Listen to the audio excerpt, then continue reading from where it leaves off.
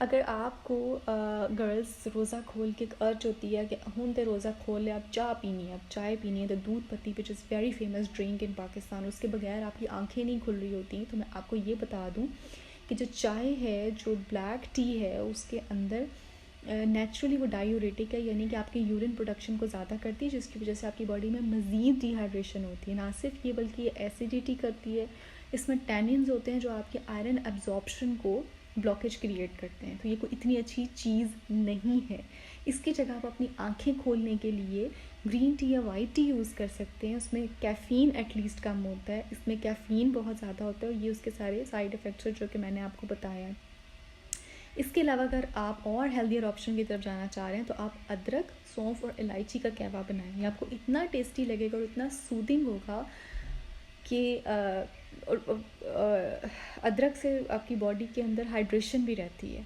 तो चाय को छोड़ें और ये हेल्दी ऑल्टरनेटिव्स अपनाएं रमज़ान। अगर आप रोज़ा खोलते हुए वही अपनी अम्मियों के टाइम के इस चीज़ की आती हैं कि आप जामी शीरी लें या रूह अफ़ज़ा लें, और जितना मर्ज़ी आपने इन्फॉर्मेशन ले ली है कि too much sugar and salt अच्छा नहीं है रोज़ा खोलते वक्त, आपको आदत पड़ चुकी है कोई ड्रिंक लेने की, दूध सोडा लेने की, तो फिर आप एक बहुत अल्लाह ताला की प्यारी सी चीज़ उसमें ऐड कर सकते हैं जिसे तुख्म लंगा या बेज़ल सीड्स कहते हैं।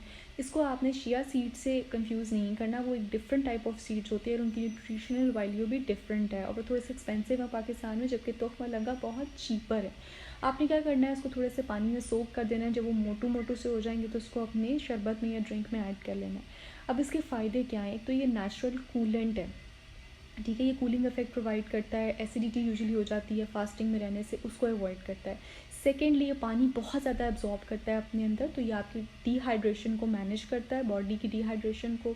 और थर्डली इसमें प्रीबायोटिक फाइबर है। वो क्या है कि बेसिकली जो प्रोबायोटिक्स होते हैं, जो हमारे गुड गुड छोटू छोटू से बैक्टीरिया होते हैं, ये उनका फूड है, उनका छोटू सा खाना है।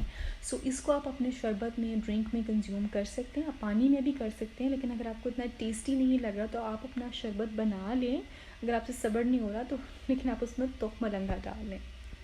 अगर आपको भी मेरी तरह कभी कभार रमज़ान में रोज़ा खोलने के बाद डिज़र्ट खाने का दिल करता है, ब्राउनी, केक, कुछ मीठा खाने का बहुत ज़्यादा दिल करता है, लेकिन आपका रमज़ान में एक गोल स्पिरिचुअलिटी के साथ साथ वेट कंट्रोल भी है, तो आप ऐसा क्या लें?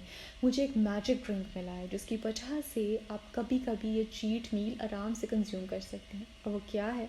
वो है एप्पल साइडर विनेगर। हाँ जी, एप्पल साइडर विनेगर।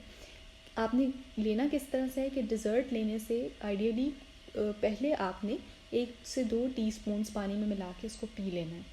अब उसका फ़ायदा क्या होता है? बेसिकली ये आपकी इंसुलिन सेंसिटिविटी को कंट्रोल करता है, जिसकी वजह से हमारे ब्लड के अंदर अचानक से ग्लूकोज स्पाइक नहीं होता।